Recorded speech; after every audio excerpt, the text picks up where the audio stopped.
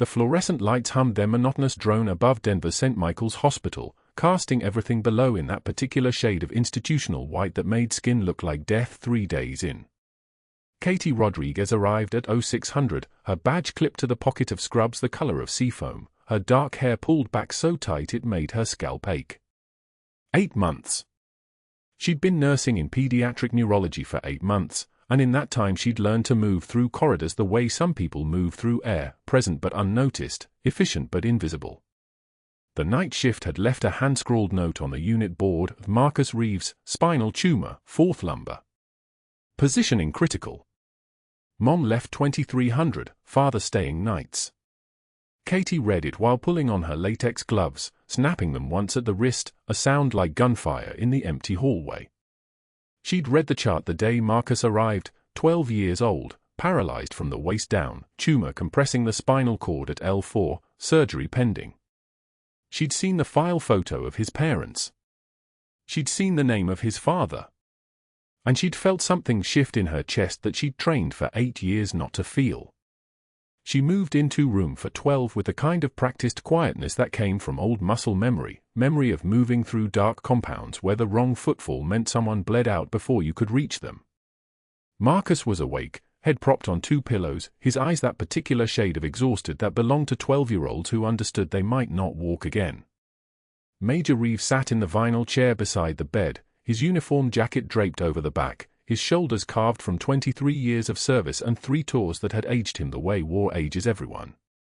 Katie's hands moved to check Marcus's for without her mind fully engaging, the bag, the drip rate, the skin around the catheter site for any sign of infiltration.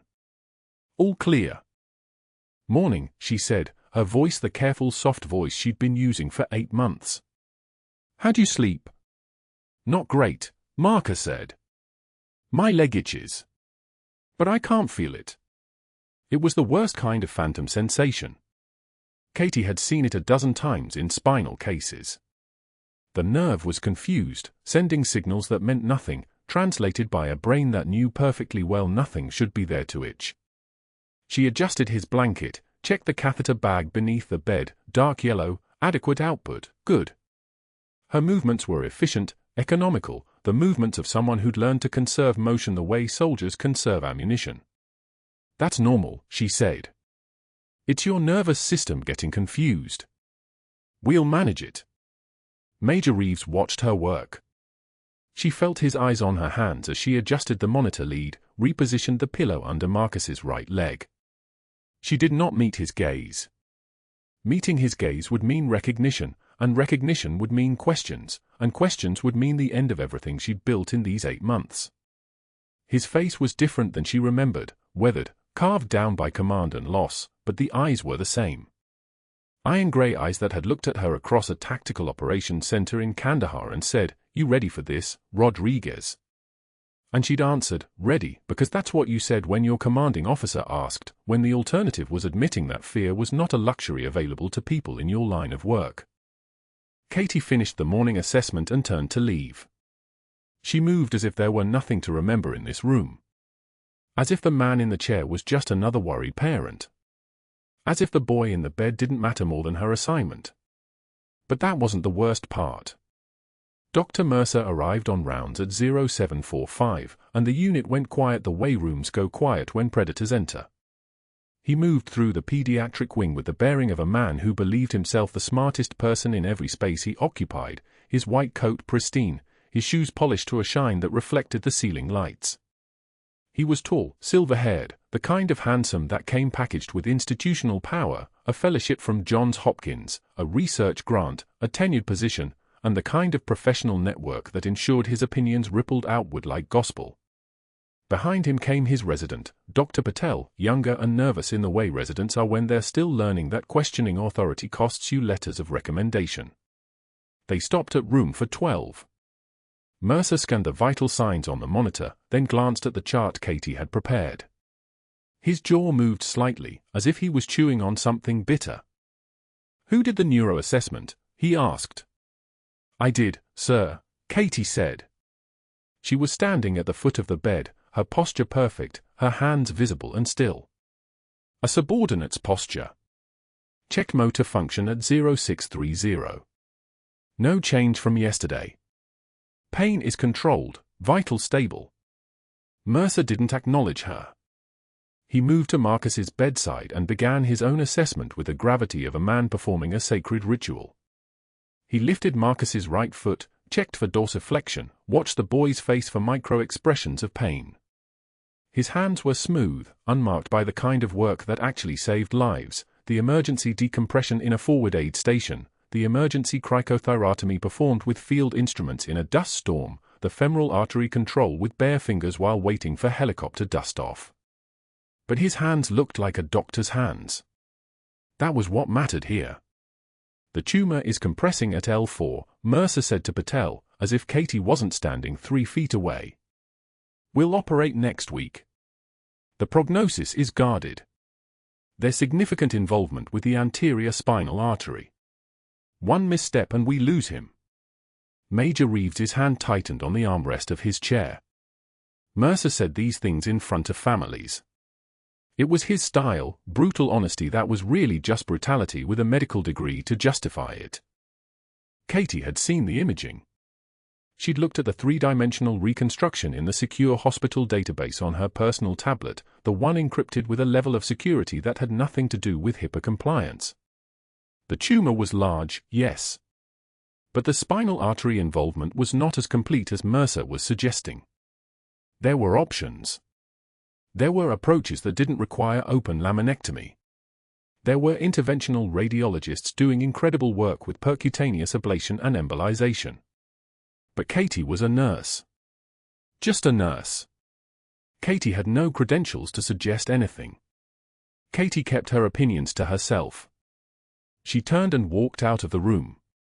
In the hallway, she moved toward the medication dispensary, her badge already in her hand.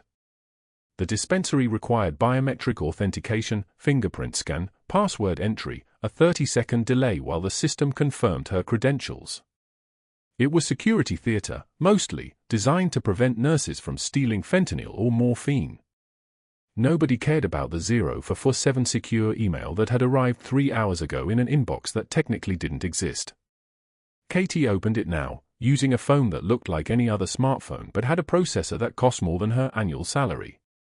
The email was from a number with a Langley area code, encrypted at a level that would have impressed the NSA. Continue observation. Subject is in hospital under care of primary.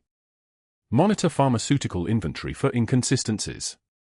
Flag any unusual requests. Confirm mission status on weekly interval. Stay deep. Subject. Primary. That meant Major Reeves. That meant the hospital. Katie had been placed at St. Michael's 8 months ago with very specific orders: watch the supply chain, identify the smugglers, report but do not engage. The hospital's pharmaceutical inventory had been disappearing for 18 months. Fentanyl patches, ketamine, prescription stimulants, the good stuff, the kind of material that moved through networks faster than blood through veins. Someone inside the hospital was moving it. The Military Intelligence Division wanted to know who, and they wanted to know before it reached another forward operating base where it could compromise soldiers by the battalion. Katie had taken the assignment because it was work. Because she was still a medic at heart, and because the alternative was civilian life, and civilian life made her skin feel too tight. She'd become a nurse because nurses could move through hospitals without drawing questions, because she could still use her hands to save lives in between the real work. She closed the email. Deleted it. Burned the metadata. When she came back to the unit, Mercer was still on rounds. He was dictating into a handheld recorder, his voice carrying that particular tone of superiority that men with his kind of credentials developed like a second language. Katie could hear him from the hallway: complex case, significant surgical risk, aggressive tumor growth, pediatric patient with baseline psychological trauma secondary to combat-adjacent family structure. Psychological trauma. Combat-adjacent. He was describing Marcus like Marcus was a problem rather than a person. Like the boy's father's service was a liability rather than a strength. Katie's hands clenched. She forced them to relax. She'd been trained in compartmentalization. The assignment compartment. The military compartment. The nurse compartment. They were separate spaces, and they could not be allowed to bleed into each other. She pulled her locker open when the coast was clear. Her jacket hung there, the one she'd brought from her apartment in Arlington, the one with the patch that shouldn't exist sewn into the interior lining. Task Force Nightfall. Kandahar, 2019. The call sign they'd used, Shadowcat. Because that's what she was supposed to be, quiet, lethal, impossible to see coming until it was too late. She touched the patch once through the fabric. Muscle memory. By 1400, Dr. Mercer had finished rounds and disappeared into his office on the 3rd floor. Katie spent the afternoon with Marcus, managing his pain protocol, adjusting his positioning every 90 minutes to prevent pressure ulcers, talking to him about video games and comic books and everything except the fact that his father was watching her with the kind of intensity that suggested he recognized something he wasn't supposed to recognize. At 16:30, Katie was heading toward the break room when she heard footsteps behind her. Not running. Deliberate. The kind of footsteps that came from someone used to moving with purpose through environments where other people got out of the way. Major Reeves caught up with her at the vending machine in the 3rd floor corridor. "You're good with him," he said. His voice was lower than she remembered. "Quieter. Marcus likes you. Says you don't treat him like he's broken." Katie did not turn around. She fed a $1 bill into the machine and pushed for coffee she didn't want. "I just do my job," she said. "Yeah," he said. "I know you do." The coffee dropped. Katie retrieved it. When she turned, he was still standing there, his field jacket over his arm, his eyes doing something she couldn't quite read. Looking for something. Looking for someone. "Thank you," he said. "For taking care of him. For treating him like he matters." "Of course he matters," Katie said. She kept her voice level. Professional. Just a nurse level. And then he left, walking back toward room for 12, back toward his son, back toward the surgery that might save Marcus's life or might leave him more broken than he already was. Katie stood alone in the corridor with her terrible coffee and her encrypted mission and her jacket with the patch no one was supposed to know about. The fluorescent lights buzzed overhead, fluorescent and eternal and indifferent to the fact that her two lives were now occupying the same physical space and the walls between them were made of nothing stronger than 8 months of careful distance. But that wasn't the problem. The problem was that she'd already started to care about Marcus. The problem was that she recognized in Major Reeves the man who trusted her with broken soldiers in places where broken soldiers didn't get second chances.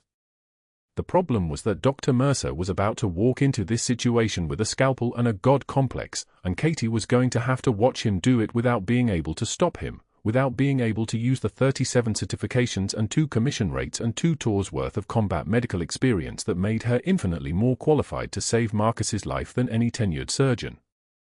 The problem was that she only had minutes before something broke. Morning rounds at St. Michael's moved like machinery, nurses trailing 2 steps behind Dr. Mercer, residents scribbling notes, the attending surgeon moving room to room with the velocity of someone who'd never been questioned in his life. Katie pushed the medication cart, her scrubs fitted perfectly, her name badge catching fluorescent light in a way that made her invisible. That was the job within the job, blend into the hospital white noise, stay unremarkable, stay useful, stay safe. She'd spent the previous night reviewing Marcus Reeves's imaging, cross-referencing the spinal tumor size against 3 peer-reviewed studies from Johns Hopkins and Stanford on pediatric hemangioendotheliomas. The literature was clear. The standard protocol, high-dose corticosteroids followed by observation, was conservative to the point of negligence when a child's spine was involved. There was an alternative approach combining targeted anti-inflammatory therapy with specific physical rehabilitation that had shown 43% better outcomes in children under 14. The data was in the New England Journal of Medicine, published 8 months ago. Mercer hadn't read it. Mercer wouldn't read it. But Marcus Reeves's father was Major James Reeves, and she had served under him in Kandahar. She'd watched him hold a collapsing aid station together under fire. She'd owed him then. She owed him now. When they reached Marcus's room, Katie was already there, chart in hand, her position perfect at the foot of the bed where she could speak without demanding the room's full attention. Major Reeves sat in the vinyl chair, his shoulders taking up space like a man who'd learned long ago that the world made room whether you asked or not. Marcus lay propped on 3 pillows, his legs still under the blanket, his eyes following Dr. Mercer with the exhausted watchfulness of a child who'd learned to detect danger in adult tones. Mercer reviewed the latest imaging without really looking at it. Spoke the standard language: observation, steroids, wait and see. His voice moved like bureaucracy, smooth, inevitable, final. Katie spoke softly from where she stood. There's emerging literature on combined anti-inflammatory protocol with targeted physical therapy for hemangioendotheliomas in pediatric patients. The Johns Hopkins data shows. Dr. Mercer stopped mid-stride. He turned slowly. The other residents felt it immediately, the atmospheric shift, the temperature drop, the way predators notice when prey has made a sound. "I'm sorry, Nurse Rodriguez." His voice was pitched to Carrie. "I must have missed your medical degree on your personnel file." "Oh wait, that's because you don't have one." The resident smiled nervously. "Trained reflexes." Laughter on cue. He turned fully toward Marcus's bed, making sure Major Reeves heard every syllable.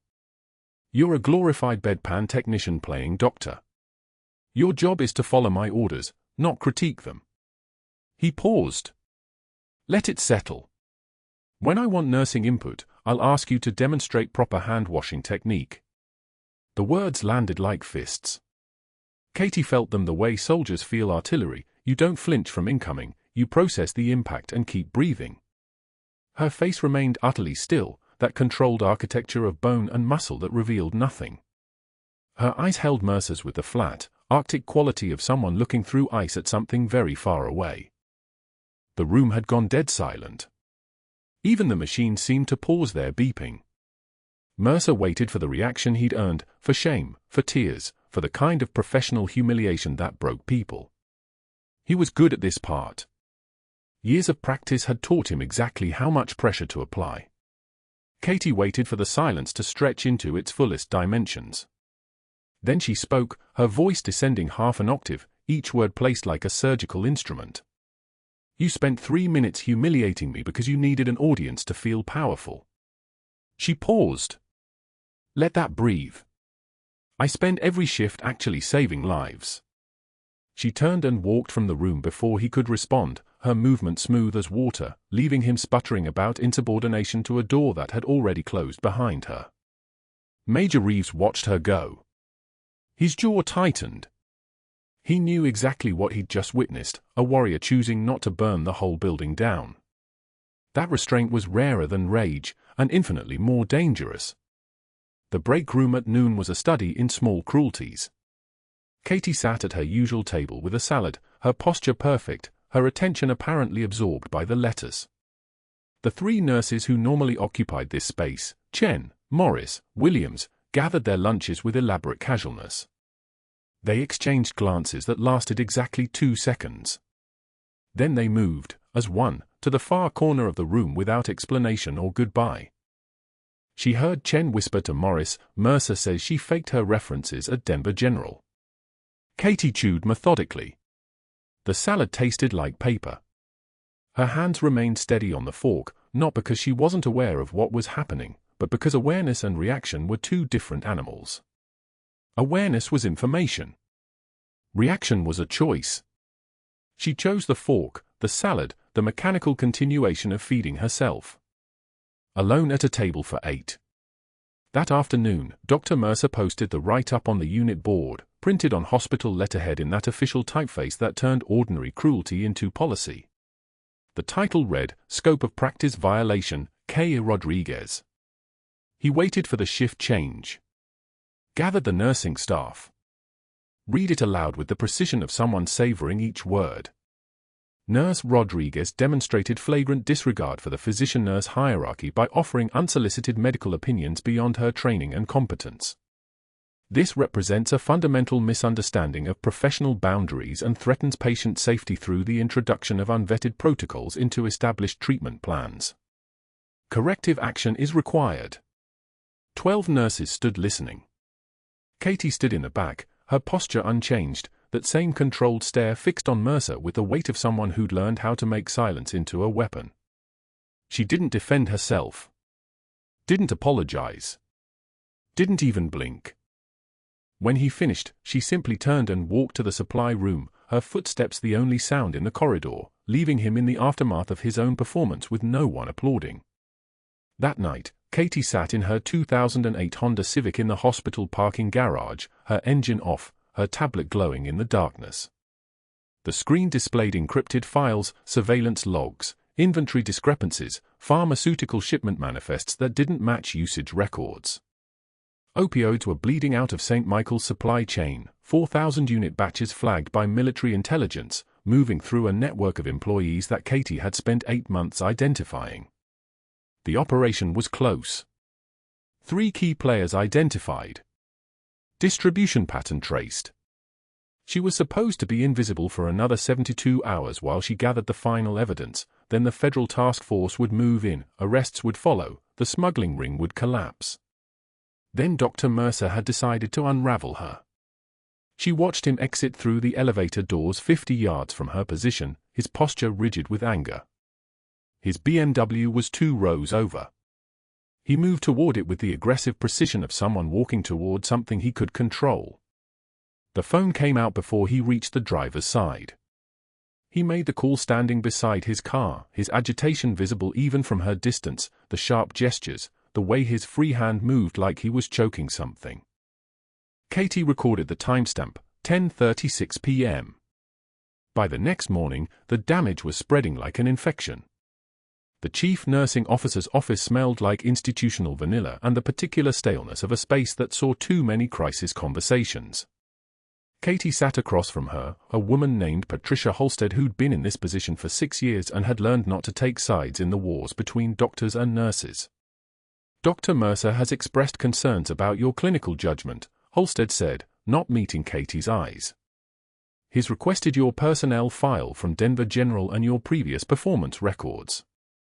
Katie's jaw tightened by exactly 0.5 millimeter. The kind of micro-reaction that civilians never noticed.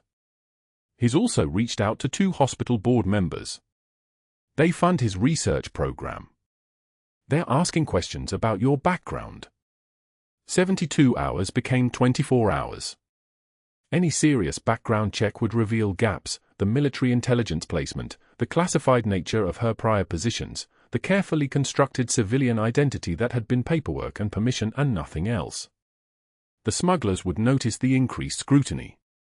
They would disappear. The investigation would collapse. Katie's voice, when she spoke, remained perfectly level.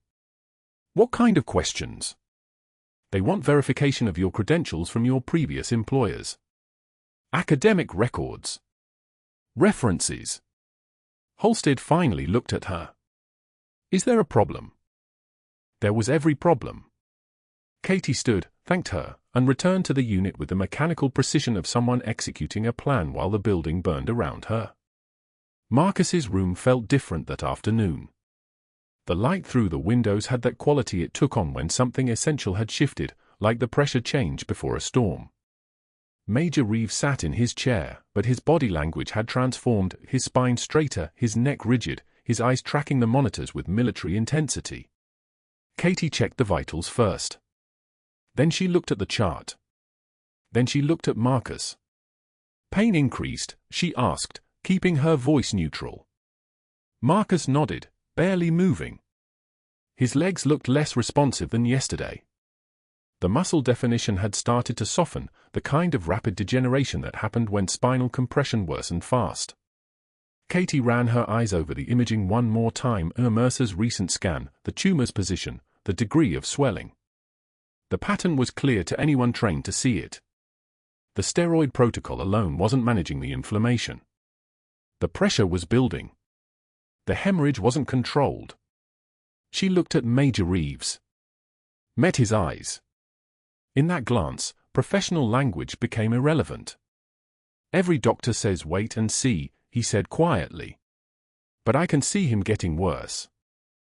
Katie didn't respond with the words the hospital wanted her to say. She nodded once, permission in that single motion, and walked to the nurse's station to call radiology. The tumor was bleeding. She knew it the way soldiers know incoming, before confirmation, before imaging, before any official word. Some knowledge lived in the nervous system, in the body's recognition of patterns it had learned through crisis. She'd spent 2 tours watching children die from slow hemorrhages that nobody had noticed because the protocols told them to wait. The standard schedule wouldn't catch it. The observation approach wouldn't help. And Dr. Mercer would not authorize emergency imaging unless Marcus was already crashing. Katie requested the scan anyway, documented the clinical reasoning, and submitted it through channels that gave the hospital plausible deniability while ensuring that if something broke, when something broke, the evidence would show she'd tried. Then she sat at the nurse's station and waited for her cover to unravel, knowing that her greatest threat now wore a white coat and had nothing left to lose. The nurse's station fell quiet around 3 in the afternoon. Katie watched the monitors through the glass. Marcus's vitals were steady, but something beneath that steadiness had shifted. His left foot no longer responded to the reflex hammer she'd tested an hour ago. Yesterday it had. This morning it was slower. Now it was gone. She pulled up his chart and documented the finding in the nursing notes with clinical precision: left lower extremity motor deficit, progression over 24 hours, recommend urgent imaging to assess tumor hemorrhage risk. Then she walked to the physician station where Dr. Mercer stood reviewing scans with his tablet propped against his hip, the kind of posture that broadcast confidence without actually requiring anything to back it. "Dr. Mercer, I'd like to request an emergency MRI for Marcus Reeves." Katie's voice was steady, professional. The voice of someone who knew the protocols. "His neurological status is declining." "Left foot." "No." He didn't look up.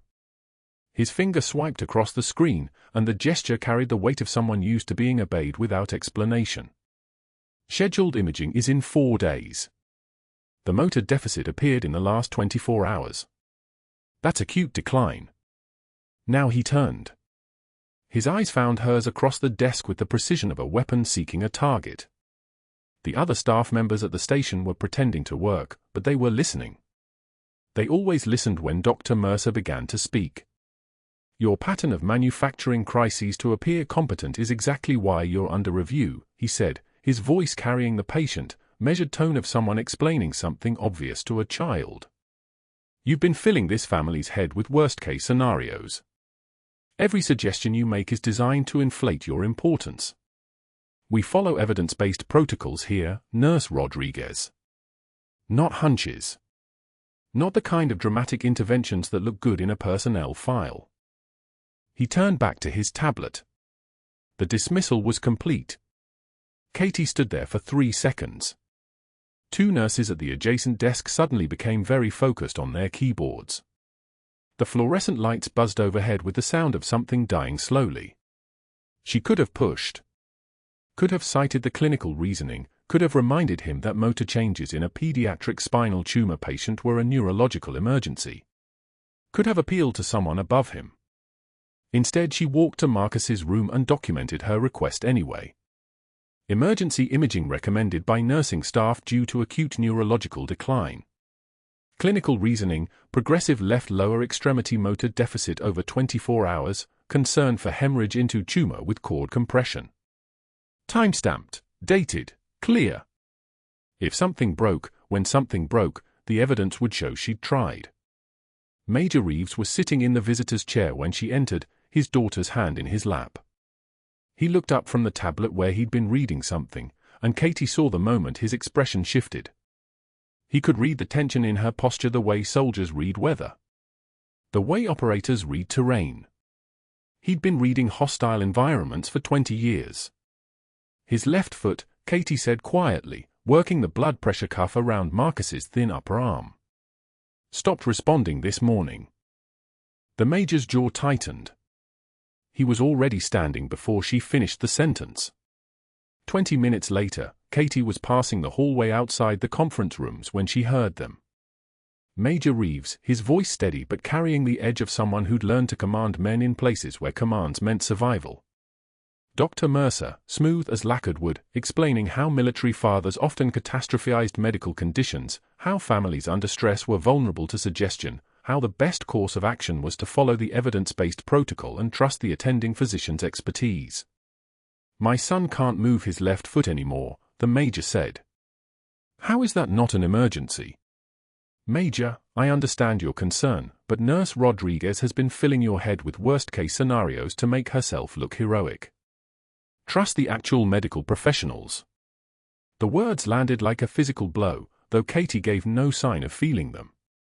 She simply continued down the hallway, her badge clipped to her scrubs, her posture unchanged.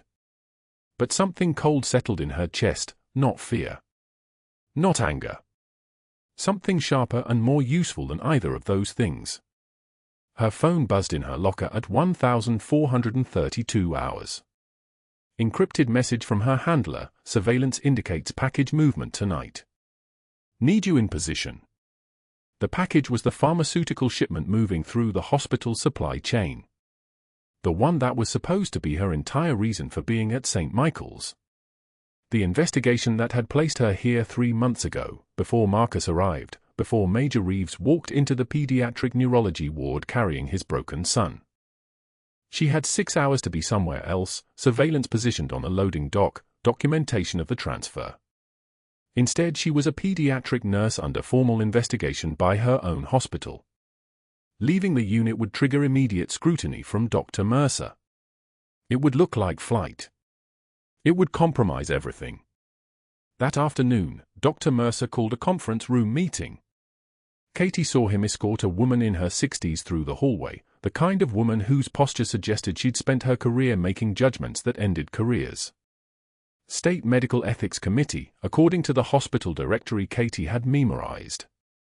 The woman was carrying a folder, thick, overstuffed, the color of institutional authority. Through the conference room glass, Katie watched them shake hands. Watched the woman open the folder. Watched Dr. Mercer point to sections of Katie's personnel file while the investigator made notes on a legal pad, her expression neutral and absolute. 30 seconds of observation was all Katie needed. This wasn't a review. This was a prosecution. At 1800 hours, as the shift was ending, Marcus was called to radiology for a routine positioning scan, the kind of imaging that took 45 minutes and served no diagnostic purpose beyond establishing baseline positioning. Standard protocol. Katie was preparing to give her report to the night shift when she saw the transport team rolling his wheelchair toward the hallway. She followed them. She didn't decide to.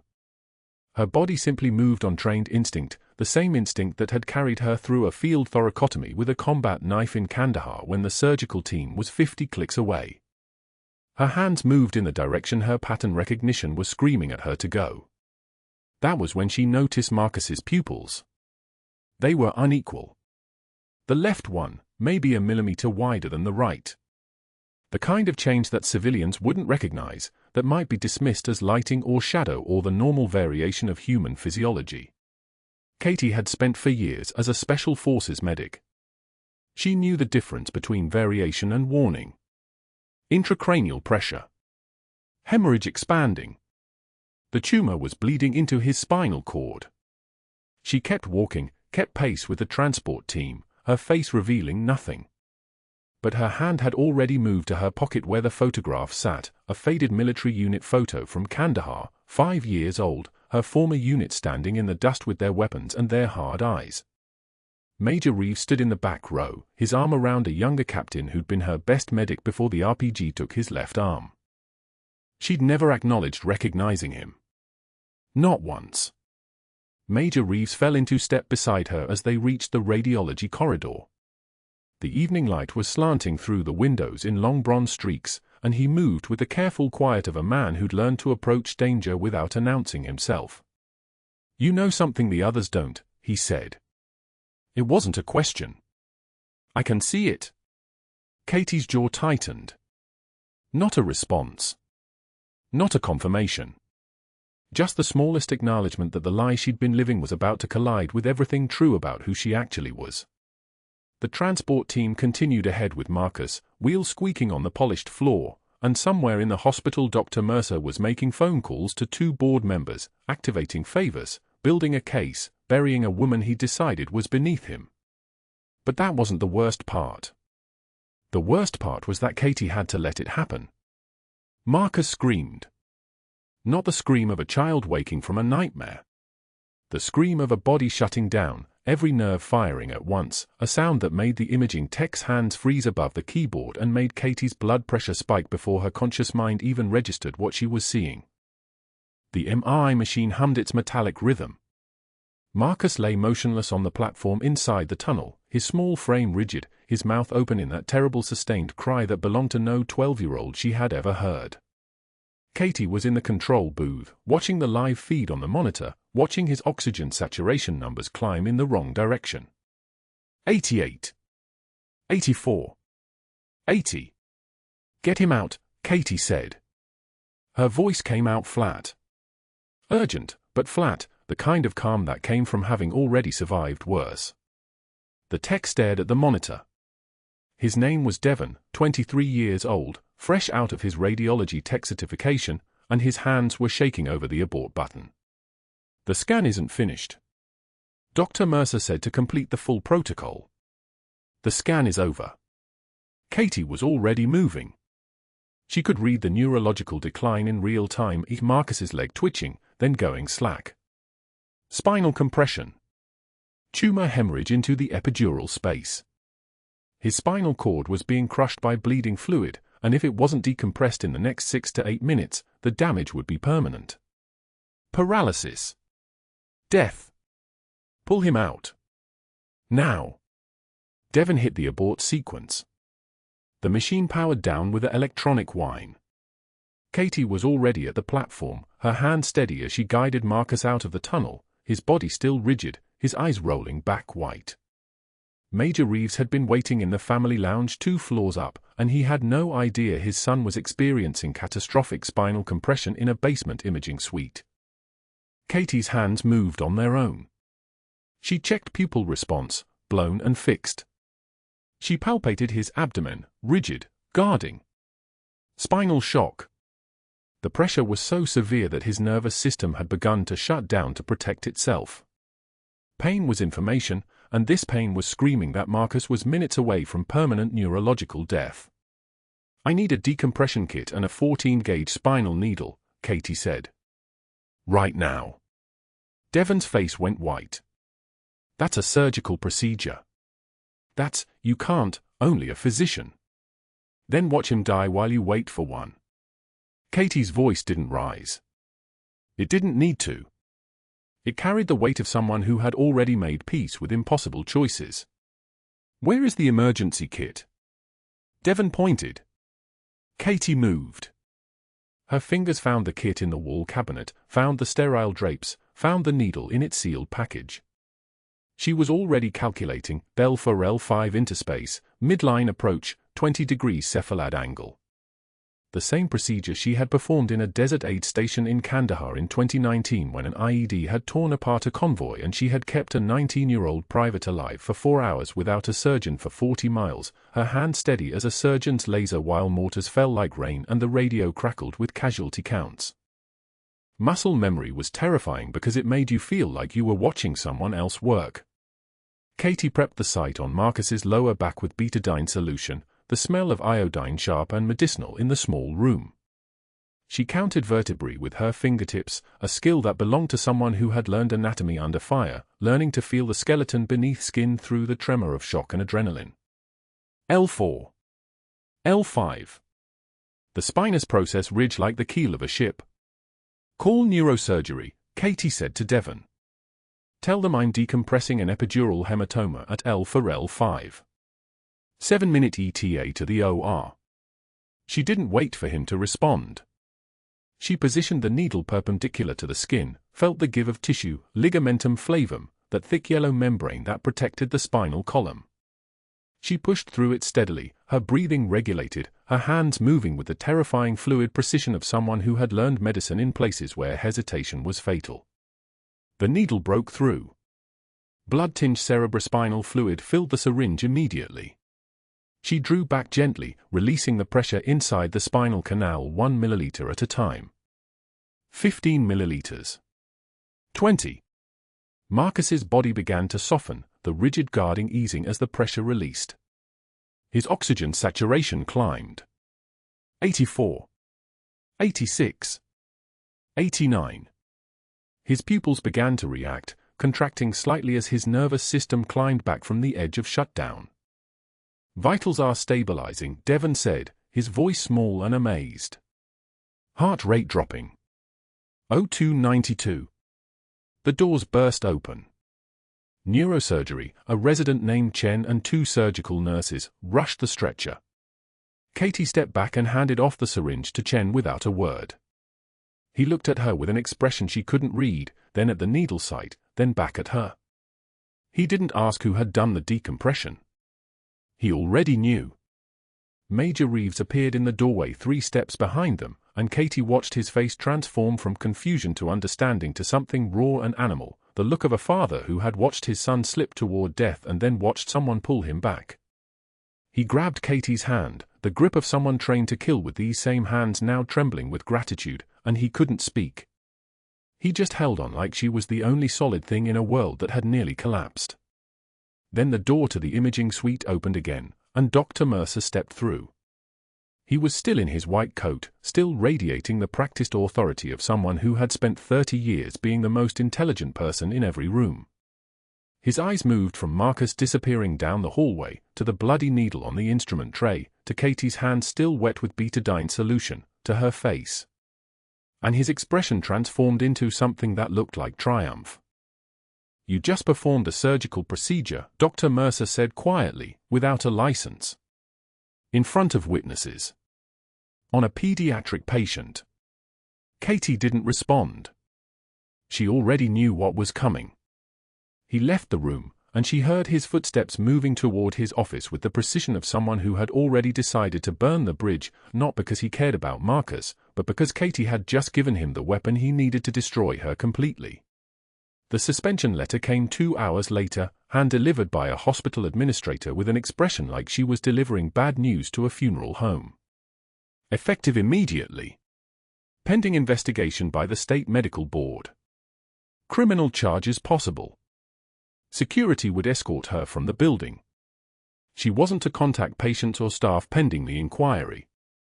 Katie packed her locker into a cardboard box while a security guard stood by the door. Her scrubs. Her trauma shears with the military call sign engraved on the handle. The photograph of the Special Forces unit from Kandahar that she kept tucked inside her locker door, 12 faces in desert camouflage, standing in front of a blown-out aid station with the Hindu Kush mountains behind them.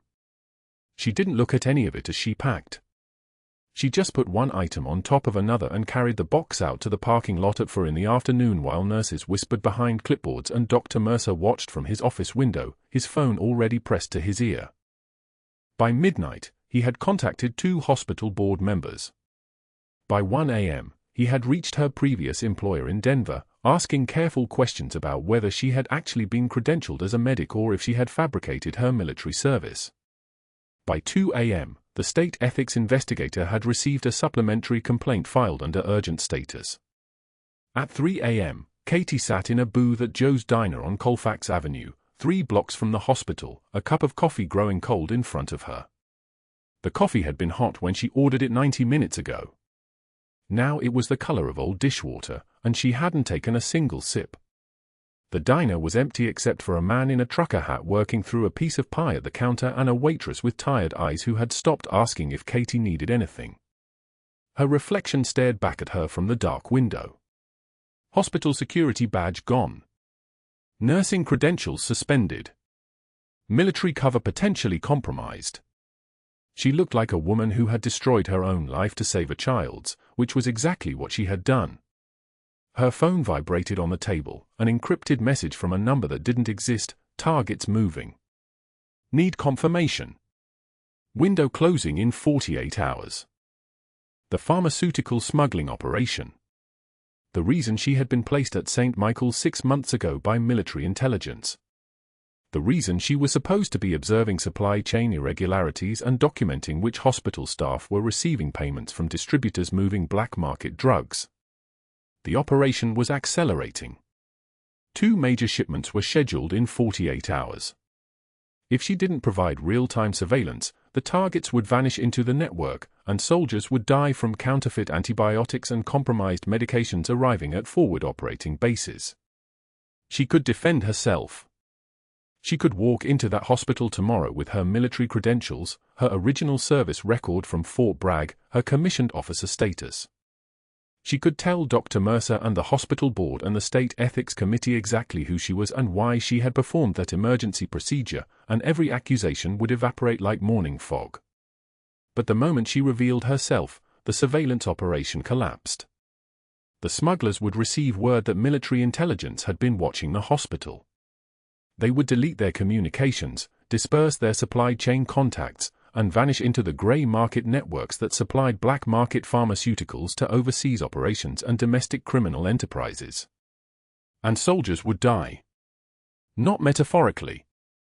Actually die, from medications that didn't work, from antibiotics that had been cut with flour and sawdust, from surgical supplies that had been exposed to contamination. Katie stared at her reflection in the diner window. The woman staring back didn't have an answer. She had been trained to make impossible choices, but not like this. Not with her entire career and credibility hanging on whether she would let herself be destroyed to complete a mission no one knew she was running. She typed back, "Confirm. I'm in position." It was a lie. She wasn't in position for anything anymore. But she typed it anyway, and then she put her phone face down on the table and watched the rain begin to fall outside, hammering the parking lot like applause for a performance nobody would ever see. Dr. Mercer locked his office door with hands that wouldn't stop shaking. The click of the deadbolt was loud enough to make him flinch. He sat at his desk in the dark, one desk lamp casting shadows across his face, and opened his computer. The login screen glowed like an accusation. If Katie Rodriguez's military credentials were real, and the brigadier general standing in his hospital had seemed to confirm they were, then his entire case collapsed. Not just collapsed. Vaporized. Disappeared like it had never existed. Worse, infinitely worse, was what came after the collapse. The discovery of what he'd actually been protecting. The phone calls he'd made to those board members weren't about medical protocol. They'd been about leverage. About ensuring that a certain supply company's inventory discrepancies stayed quiet. About the payments that had been deposited into accounts he thought were untraceable. His fingers found the keyboard. They moved like someone else was controlling them, fingers that had held surgical instruments with precision for 23 years now trembling like a drunk's. He opened Katie's personnel file. His cursor hovered over the document section. He began to type. Altered the dates on her reference letters. Added a complaint from a resident about her aggressive behavior. Backdated a scope of practice violation from 6 months ago, making it look like a pattern. His breathing came in shallow bursts. The fluorescent desk lamp buzzed. Outside his window, Denver stretched dark and indifferent, the Rocky Mountains black silhouettes against a darker sky. He didn't hear the FBI agents in the corridor. He didn't know they'd been monitoring his computer for 3 weeks, ever since his name appeared in financial records seized during the raid on Prestige Medical Supply, the company that had been moving opioids through St. Michael's inventory like water through a sieve. Every keystroke he'd made in the last 20 minutes had traveled down a fiber optic cable directly to a laptop in a federal building 12 blocks away, where 2 agents watched his screen in real time the way he might watch a surgery happening on a monitor. His phone rang. Unknown number. He shouldn't answer it. Every instinct screamed not to answer it. He answered it. Mark. It's Chairman Holloway. The board member's voice was tight, compressed like a spring wound too far. What the hell is happening down there? We're getting calls. Multiple calls. The Pentagon is asking why we suspended a decorated military officer. A captain. An actual captain with combat decorations. Mark, what did you do? Mercer's mouth opened. He tried to explain, protocol, regulations, patient safety, but Holloway cut him off with the precision of a surgical blade. "You're on your own. Don't contact me again." The line went dead. His second phone call came from a text message. "Withdrawing all support.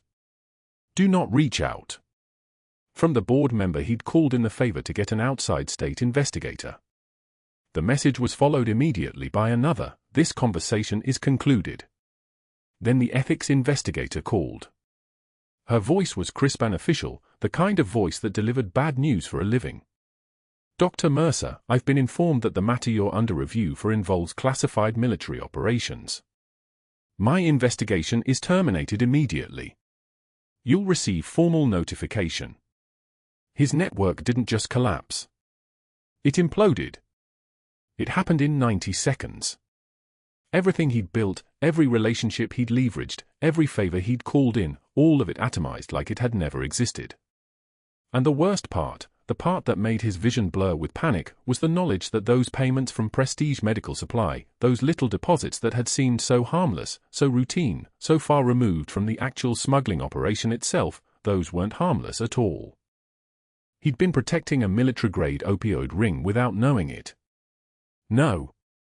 Worse than that. He'd been protecting it while knowing exactly what he was protecting. His hands moved across the keyboard again. Faster now. Trying to delete the alterations he'd just made to Katie's file, trying to erase the evidence of his tampering, trying to make it look like he'd never touched the system at all. His password was still logged in. His user ID was still stamped on every action. Every deletion would create another record, another timestamp, another piece of evidence. He didn't know that the FBI was watching live.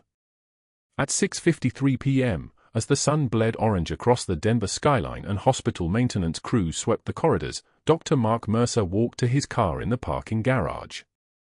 The concrete smelled like motor oil and brake dust. His footsteps echoed in the empty space. Level 4.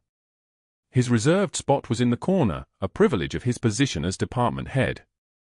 2 FBI agents stepped from the shadows between the cars. Dr. Mark Mercer. He knew before they even spoke. He knew by the way they moved, the way they positioned themselves, one on each side, escape route sealed like a surgical field prepped for cutting. His mouth went dry. His hands rose instinctively. "You have the right to remain silent," the taller agent said, and the handcuffs came out, and when they wrapped around his wrists, they bit the skin hard enough to leave marks. "Anything you say can and will be used against you in a court of law." The handcuffs bit. That was the phrase his mind kept returning to. They bit like teeth. They walked him toward the elevator. Toward the main entrance. Toward the sliding glass doors that opened onto the parking lot where news vans were already positioned, the kind of coordinated precision that only came from a federal agency that had tipped off the media exactly where and when to be there. Cameras flashed. Reporters surged forward shouting questions that blended into white noise. Dr. Mark Mercer, head of pediatric neurology at St. Michael's for 18 years, being led in handcuffs past the hospital he'd ruled like a feudal lord. His mouth opened and closed but no words came. The cameras captured it all, the shock, the shame, the moment a man discovered that the power he'd wielded was temporary, that institutional authority meant nothing against federal law. The investigation would reveal everything. The payments from Prestige Medical Supply. His knowledge of the inventory discrepancies. His deliberate silence when asked about missing controlled substances. His active protection of the smuggling operation in exchange for deposits that had accumulated to just over $847,000 across 4 years. His medical license would be suspended pending criminal trial. His career would become a cautionary tale. His name would be whispered in hospital corridors as an example of what happens when ego becomes indistinguishable from criminal intent. 18 months later, Katie Rodriguez stood in Marcus Reeves's hospital room at St. Michael's. Not the ICU anymore. A regular pediatric room on the neurology floor, painted soft green with a window that looked out onto the front range. Marcus stood between 2 parallel bars, his small hands gripping the chrome surfaces, his legs trembling with effort as he lifted 1 foot forward. 1 step. 2 steps. 3 steps. Come on, buddy, Major Reeves said, his voice cracking at the edges. He stood at the end of the bars, his uniform still bearing the creases of a man who understood precision, his right hand extended not to catch his son but to encourage him. Marcus's left leg still wasn't responding the way it had before the surgery, but the rehabilitation specialists had been clear, the fact that he was walking at all was nothing short of miraculous. The nerve regeneration had exceeded projections. The spinal decompression had worked. The boy was alive and his legs were moving, and that was enough. That was everything. Katie watched from the corner of the room, her director's coat hanging crisp over scrubs that she still wore even in her new position. The hospital had offered her promotion less than a month after the arrests, Director of Emergency Medical Services, a role that would let her shape how the entire ED operated, how protocols were written, how junior staff were trained. She'd accepted. Not for the title. For the possibility of building something different from what she'd left behind. Through the window, movement caught her eye. A medical supply van in the parking lot below, pulling into the loading dock.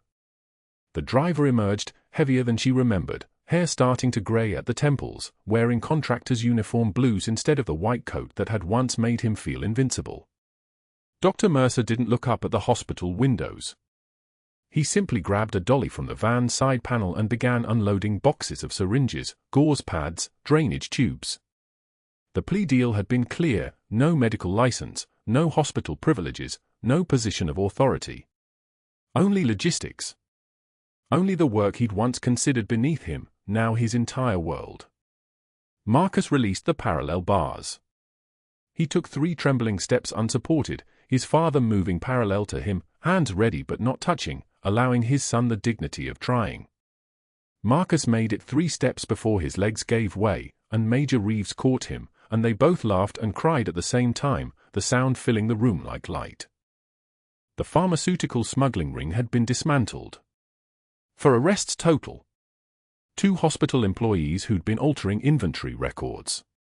1 supply company executive.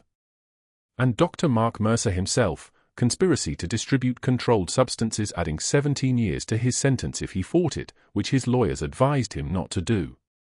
The opioids they'd been moving through St. Michael's had been traced to addiction cases across 3 states. 17 people dead from overdoses that could be directly connected to pills diverted from hospital supply. 17. That was the number Katie kept returning to. Not a statistic. 17 names. 17 families. 17 chances to save a life that had been stolen by a man who'd cared more about institutional power than institutional ethics. That evening, Katie returned to her locker in the staff room. The old jacket hung in the back, the one she'd worn when she'd first arrived at St. Michael's as just another pediatric nurse. She pulled it out and ran her fingers over the place where the unit patch was sewn inside the lining. 75th Ranger Regiment. Her call sign stitched beside it in thread so faded it was almost invisible. Shadowcat. She thought of the 19-year-old she'd saved with a field thoracotomy and a combat knife in Kandahar, his chest cavity filling with air and blood and the terrible sound of a lung collapsing. She thought of Marcus taking his first steps, of Major Reeves's tears, of the way a child's recovery could change the trajectory of everyone around him. She thought of the line between soldier and healer that she'd been walking her entire career, and how those 2 things had never been separate at all. They were the same skill. The same willingness to stand between suffering and the rest of the world. She closed the locker and walked out past the unit board where Dr. Mercer's name had been removed from all department rosters, replaced with staff who understood that rank meant nothing without honor. That titles were just words. That the only power that mattered was the power to help. Katie walked through St. Michael's corridors in her new director's coat, and the staff nodded as she passed. Not the nervous deference they'd shown when she was just another suspended nurse. Real respect. The kind earned. Nurses paused their conversations to acknowledge her. Residents stood a little straighter when she entered their workspace. This was what happened when people learned who you really were. When they understood that the quiet person in the corner had been quietly saving lives all along. If you've ever been underestimated by someone in power, please like this video. If you know someone whose true strength was hidden behind a uniform or a job title that didn't match their capacity, please subscribe and drop a comment with their story. And if you've ever wondered what it takes to stand against institutional corruption while protecting the people who depend on you, please hit that notification bell so you never miss what happens when the quiet ones finally speak.